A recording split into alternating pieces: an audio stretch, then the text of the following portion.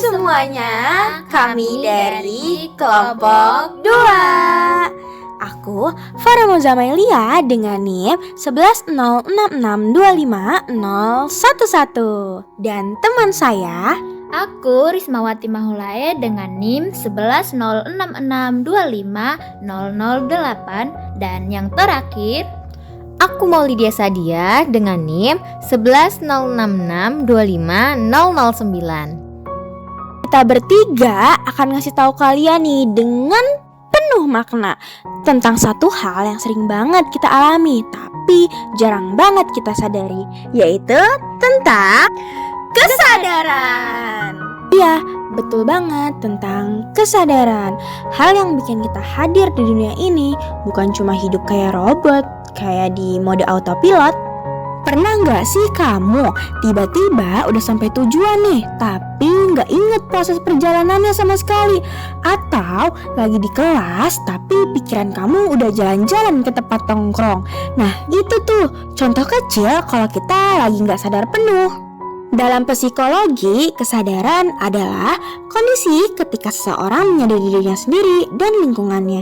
Dan menurut Harjarjo pada tahun 1999 dari Buletin Psikologi Universitas Gadjah Mada, kesadaran itu melibatkan dua hal penting loh. Yang pertama, kesadaran terhadap lingkungan, dan yang kedua yaitu kondisi mental diri sendiri. Dan sedangkan kata Bimo Walgito pada tahun 2004 dalam Pengantar Psikologi Umum menjelaskan bahwa kesadaran adalah bagian dari proses mental yang bikin manusia itu bisa berpikir, merasakan, dan bereaksi. jadi kalau kita sadar, bukan cuma mata kita yang terbuka, tapi juga pikiran kita yang hadir sepenuhnya di saat ini. Kayak waktu ujian, tiba-tiba sadar, loh udah setengah jam tapi belum nulis apa-apa.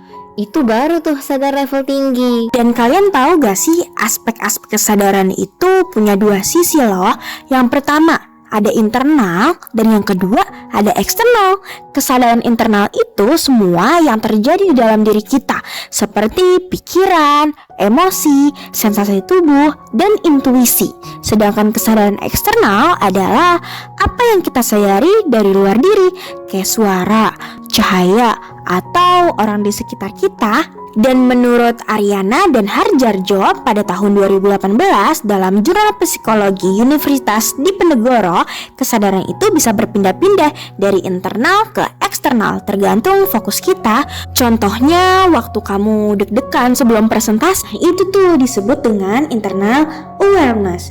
Tapi begitu temanmu manggil dari belakang kayak, "Hai Farah," nah itu kamu langsung berpindah ke external awareness.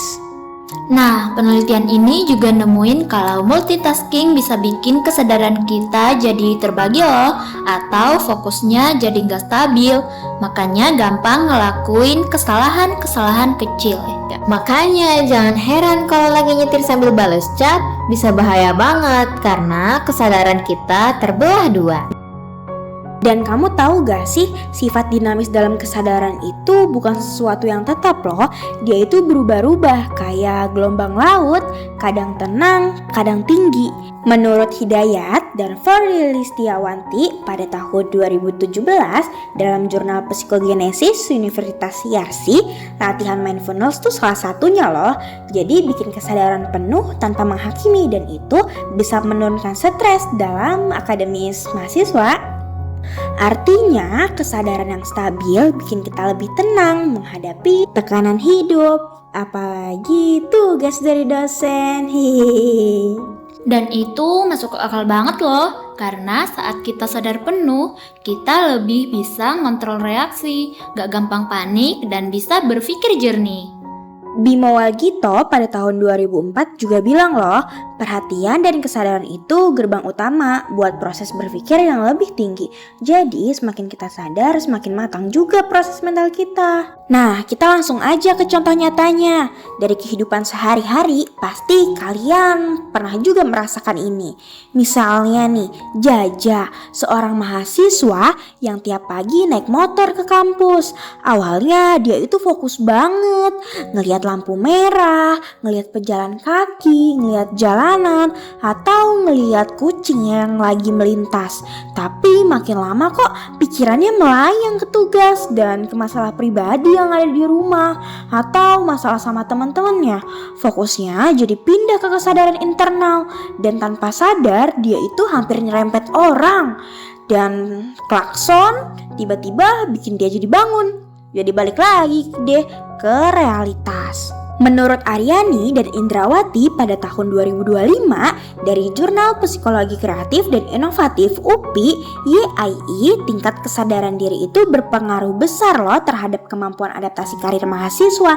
Jadi semakin tinggi kesadaran diri seseorang, semakin baik juga dia menyesuaikan diri sama tekanan atau perubahan lingkungan. Artinya, makin sadar kita terhadap diri sendiri, makin kuat juga kemampuan kita menghadapi tantangan hidup kita.